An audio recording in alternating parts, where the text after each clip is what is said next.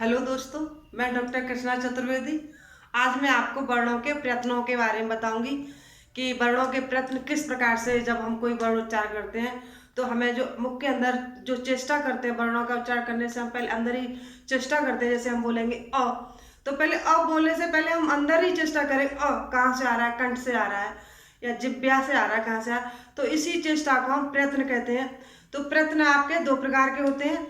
लेकिन आपसे मैं आगे बोलूँ, आगे पढ़ाऊँ, उससे आगे मैं आपसे एक रिक्वेस्ट करती हूँ, एक निवेदन करती हूँ कि अगर आपको हमारी वीडियो अच्छी लग रही है, अगर समझ में आ रहा है, तो प्लीज़ सब्सक्राइब करके आगे बेल आइकन दबा करके आगे आगे हमारी हेल्प करें। तो मैं इसी के साथ मैं आपको आगे पढ़ाती हूँ, आप समझिए। तो वर्णों का प्रयत्न, तो प्रयत्न पहले देखिए। प्रयत्न प्रयत्न किसे कहते हैं? जब हम किसी वर्ड को बोलने के या उच्चारण करने का जो प्रयत्न होता है, जो कोशिश होती है, जो चेष्टा होती है, उसी को हम प्रयत्न कहते हैं। तो आपके प्रयत्न दो प्रकार के हैं। प्रयत्न दो प्रकार के हैं, ठीक है। प्रयत्न दो प्रकार के हैं। नंबर एक आपका आभ्यंतर प्रयत्न,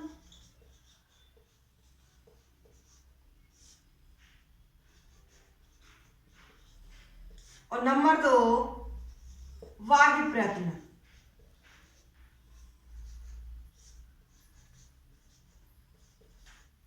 बाह्य प्रयत्न। तो प्रश्न आता है प्रयत्न कितने प्रकार के होते हैं? तो प्रयत्न आपके बाह्य प्रयत्न, आभ्यंतर प्रयत्न और बाह्य प्रयत्न। आभ्यंतर प्रयत्न का मतलब होता है कि हम जो किसी भी शब्द की, किसी भी वर्ण को उच्चारण करने की जो चेष्टा होती है, जो कोशिश होती है, उसको हम प्रयत्न कहते हैं। वो भी कैसे? मुख के अंदर, कि हम किसी वर्ण को तालु से बोल रहे हैं, या मूर्धा से बोल रहे हैं, या कंठ से बोल रहे हैं, या जिह्वा से बोल रहे हैं, या दंत से बोल रहे हैं, इन्हीं को प्रयत्न कहा जाता है। तो आभ्यंतर प्रयत्न। अब देखिए आपका जो आभ्यंतर प्रयत्न भी, अब मैं आपको आभ्यंतर प्रयत्न के बारे में बताऊंगी। आभ्यंतर प्रयत्न 5 प्रकार के होते हैं। 5 प्रकार के होते हैं। आभ्यंतर प्रयत्न आपके 5 प्रकार के होते हैं। नंबर 1 स्पृष्ट प्रयत्न। देखिए स्पृष्ट प्रयत्न, ईषत स्पृष्ट प्रयत्न, ईषत विवृत प्रयत्न, विवृत प्रयत्न, फिर ईषत विवृत प्रयत्न, फिर आता है संवृत प्रयत्न। तो पहले मैं आपको स्पृष्ट प्रयत्न के बारे में बताती हूँ। स्पृष्ट प्रयत्न वो है, इसमें जो 25 जो आपके वर्ण हैं, 25 वर्ण हैं आपके, जो कहना चाहिए का चट तप वाले, क ख ग घ ङ च छ ज झ। कोई तालु से है, कोई मूर्धा से है, कोई कंठ से है, कोई जिह्वा से है, तो वही आपके स्पष्ट व्यंजन प्रयत्न के अंतर्गत रखे जाएंगे। तो इसके अंतर्गत प्रयत्न होते हैं। इसमें थोड़ा सा मतलब करें जो जिह्वा के द्वारा जब बोला जा रहा है, तालु के द्वारा जो उच्चारण किया जा रहा है, उन्हीं सारे प्रयत्नों को स्पष्ट प्रयत्न कहते हैं। तो इसमें आएंगे आपके क, ख, ग, घ, अङ, च, छ,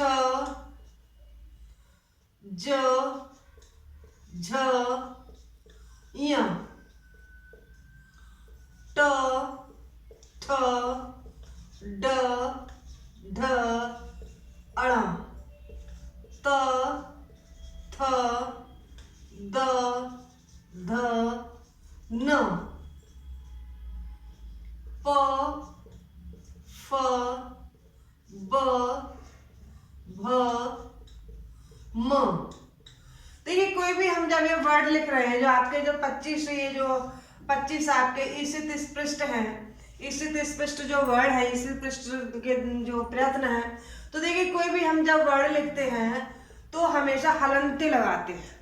हलंत क्यों लगाते हैं मैंने आपको पहले बताया था, फिर बताती हूँ कि जो आपका जो ह्रस्व स्वर होता है 1 मात्रा, दीर्घ स्वर होता है 2 मात्रा, और आपका प्लुत होता है वो 3 मात्रा, लेकिन व्यंजन होता है वो अर्ध मात्रा का होता है।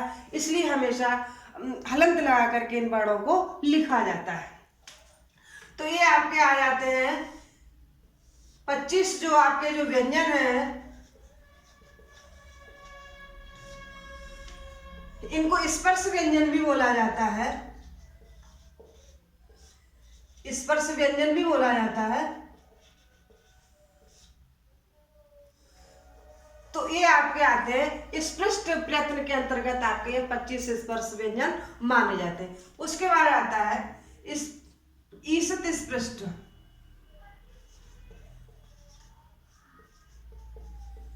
ईसत स्पृष्ट।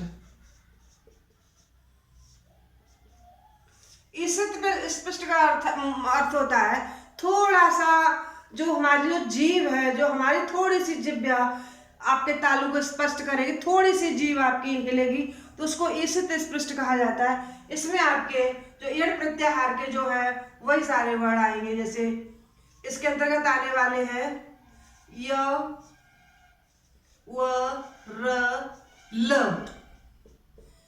ये आपके एड़ जो प्रत्याहार है, या कहना चाहिए अंतस्थ जो है, अंतस्थ व्यंजन है, वो आपके ईसत स्पृष्ट वर्णों के आप ईसत स्पृष्ट प्रयत्न के अंतर्गत माने जाते हैं। समझ में तो आ रहा साथियों? ओके, तो फिर अब आपका आता है तीसरा विवृत। विवृत इसके अंदर है कि कोई भी हम वर्ड बोलेंगे तो इसमें सारे स्वर आते हैं, जो अच है आपके, नौ अच है, वो सभी आते हैं। अ, ए, उ, रे, ले, ए, ओ, आई और आपका औ। ये भी जो अच हैं, जो पूरे 9 अच हैं, ये आपके विवृत प्रयत्न के अंतर्गत माने गए हैं। प्रश्न आ जाता है कि विवृत वर्ण है, तो मान लीजिए अगर आपका ये रख दिया, ए में ये रख दिया, बी में ये रख दिया, सी में ये रख दिया, या फिर डी में आपके सभी रख दिए, तो आपको जब पता है कि हमने विवृत में पढ़े थे सभी स्वर आते हैं, सभी अच है, तो आपका ये विवृत के अंतर्गत, विवृत प्रयत्न के अंतर्गत माना जाएगा। फिर आता है ईसत, ईसत विवृत। ईसत विवृत प्रयत्न के अंतर्गत आपके जो कहना चाहिए जीभ थोड़ी सी उठेगी, थोड़ी सी हिलेगी, जीभ को थोड़ा सा हिलाना पड़ेगा, तो आपका वो ईसत विवृत के अंतर्गत वर्ण माने जाएंगे। इसमें आपका जो सल प्रत्याहार है, सल प्रत्याहार में श, श, श और आपका ह, इसको ऊष्म व्यंजन भी बोला जाता है। ऊष्म व्यंजन, ऊष्म व्यंजन के अंतर्गत आने वाले सारे के सारे जो वर्ण है, 4 वर्ण है, वो आपके ईसत विवृत के अंतर्गत माना जाएगा। प्रश्न आता है कि ईसत विवृत हैं, तो आपके य और ल लिख दिया, आपका ये क वर्ग का लिख दिया, या ये लिख दिया, तो आपका ये आपका सल प्रत्याहार के अंतर्गत आने वाले सारे वर्ण आपके ईसत विवृत माने जाए। 5वां आता है समृत। समृत में, समृत का मतलब है ढका हुआ। जो हम कोई वर्ड बोलेंगे लेकिन बिल्कुल ढका हुआ, ढका बिल्कुल चारों तरफ से ढका हुआ, तो समृत में सिर्फ आपका ह्रस्व आ माना जाता है। समृत प्रयत्न में सिर्फ ह्रस्व आ माना जाएगा। प्रश्न आ जाता है कि समृत प्रयत्न है, तो आपका कोई भी वर्ड रख दिया जाए, ये रख दिया जाए, ये रख दिया जाए, आपको पता है समृत में सिर्फ आपका ह्रस्व आएगा, तो आपका ये समृत प्रयत्न के अंतर्गत माना जाएगा। आगे मैं आपको वह प्रयत्न कल नेक्स्ट वीडियो में बताऊंगी।